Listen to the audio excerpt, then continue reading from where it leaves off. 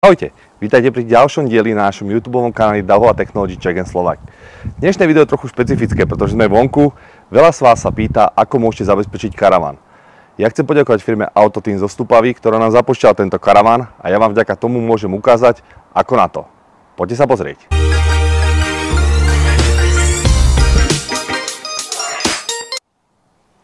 Ako teda môžete zabezpečiť karavan? Určite sú dva základné spôsoby. Po prvé mechanický, po druhé elektronický. My sme tu dnes na to, aby sme vám ukázali práve ten elektronický spôsob zabezpečenia. Po prvé, existuje veľa spôsobov na trhu, kde sú také all-in-one riešenia, kedy máte jednu krabičku, tá krabička je zároveň sirená, zároveň ústredňa, zároveň klávesnica. Jej obrovská nevýhoda je v tom, že vlastne ona je umiestnená niekde vnútri, pri dverách. Keď vám vojde zlodej, tá sirena síce začne húkať, ale vy keď ju iba prekriete, a respektíve ten zlodej keď ju iba prekrie, tak automaticky nie je nič počuť. Svojho miláčika môžete zabezpečiť pomocou našich prvkov. Čo všetko máme? Samozrejme, centrom celého riešenia je alarmový hub. Je to jednotka, ktorá spája všetky tieto prvky dohromady a je schopná pripojiť čokoľvek v systéme bezdrátovo. Čiže poďme od základných prvkov. Najzákladnejšia je určite klávesnica. Táto klávesnica slúži na to, aby ste zakodovali alebo odkodovali svoj karavan. A to buď pomocou kódu, alebo rovnako tak môžete použiť bezdrátovú kľúčenku. Ďalej tu máme magnety, ktoré slúžia na to, že keď otvoríte dvere, alebo kufor, alebo batožinový priestor, tak automaticky je to poplach. Čo tu máme ďalej? Je tu detektor pohybu. Máme detektor pohybu s kamerou, to znamená v prípade, že nastane nejaký poplach, vy ste schopní cez svoj mobilný telefón sa pozrieť a zistiť, či ten poplach je falošný, alebo či je teda oprávnený. A samozrejmosťou sú dve dôležité sirény, a to buď interiérová, alebo exteriérová.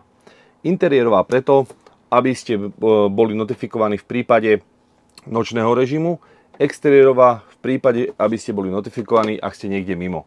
Obidve sirény sú veľmi hlučné a to si za chvíľučku ukážeme. Takže poďme sa pozrieť, ako rozmiestniť prvky v systéme. Ten najzákladnejší, ako som spomínal, je ústredňa. Len pre informáciu, ústredňa je samozrejme certifikovaná ako európska zabezpečovacia ústredňa. Spĺňame triedu Grade 2, čiže stupeň 2. Čo to znamená? Máme slot na dve SIM karty nezávislé, čiže keby aj náhodou jeden operátor vypadol, tak stále máte k dispozícii druhého operátora. Takisto je tu RI45 v prípade, že by ste mali vo svojom miláčiku aj ethernetové pripojenie, to predpokladám, že nemáte. A práve preto veľká výhoda, že ústredňa podporuje aj Wi-Fi pripojenie. To znamená, prídete do kempu, pripojíte sa na Wi-Fi a už v tej chvíli nemusíte vôbec využívať svoje SIM karty, ale využívate internet kempový. Samozrejme, tá SIM karta naďalej bude slúžiť v prípade zarušenia nejakej Wi-Fi, tak ten poplach odošleme cez SIM kartu. Dobre, samozrejmosťou je teda napájanie, ktoré je externé, ale samozrejme, keďže spĺňame stupeň 2, tak ústredňa podporuje aj napájanie cez batériu, ktorá je vnútri a vydrží fungovať niekoľko hodín. Poďme najskôr na nepovinný prvok, klávesnica. Ako som už spomínal, viete odkodovať buď pomocou kódu, alebo viete využiť nejakú kľúčenku, nejakú kartu. To, čo chcete, to je samozrejme na vás. Prečo vravím, že klávesnica je nepovinná? V prípade, že si klávesnicu nevyberete, tak môžete využívať svoj mobilný telefón aj na to, aby ste zakodovali, aj na to, aby ste odkodovali. A samozrejme to najdôležitejšie, v prípade akéhokoľvek poplachu vám na mobilný telefón automaticky vyskočí notifikácia, že nastal poplach. Ďalej si môžete všimnúť, že sme umiestnili magnety. Na čo slúžia magnety? Magnety slúžia na to, že v prípade, že niekto otvorí dvere, tak automaticky spúšťame poplach. Vieme si nastaviť nočné a denné kódovanie. Čo znamená nočné kódovanie?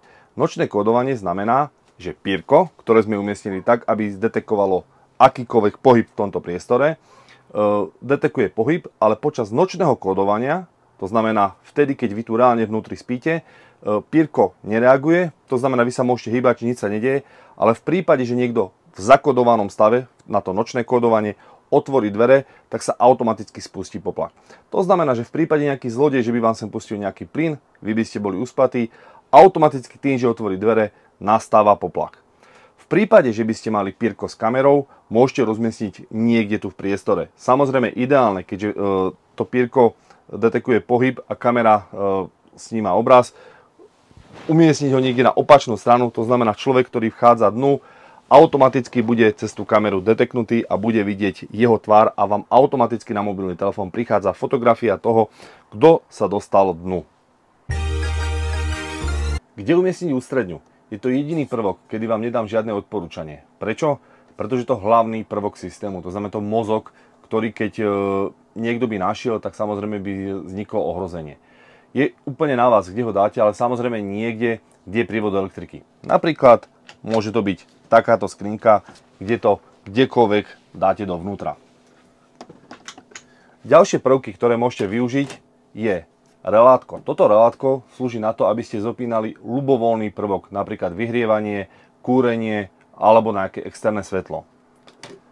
Smoke detektor, tzv. Dymový detektor, slúži na to, že v prípade, že vo vašej kuchynke nastane požiar a manželka vám spáli praženicu, automaticky tento dymový detektor detekne požiar.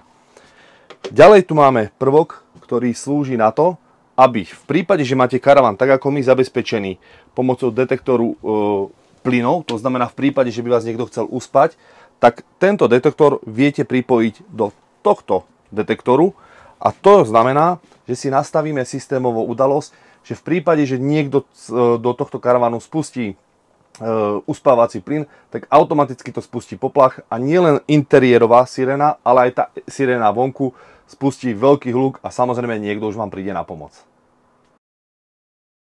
Takže kde všade môžete využiť magnety? Ukázali sme si, že hlavne na dvere, ale dvere nie sú jediné, čo máte vo vašom karavane. Napríklad takáto garáž je tiež veľmi dobré zabezpečiť ju pomocou magnetov a to v prípade, že keď niekto sa bude pokúsiť otvoriť vašu garáž,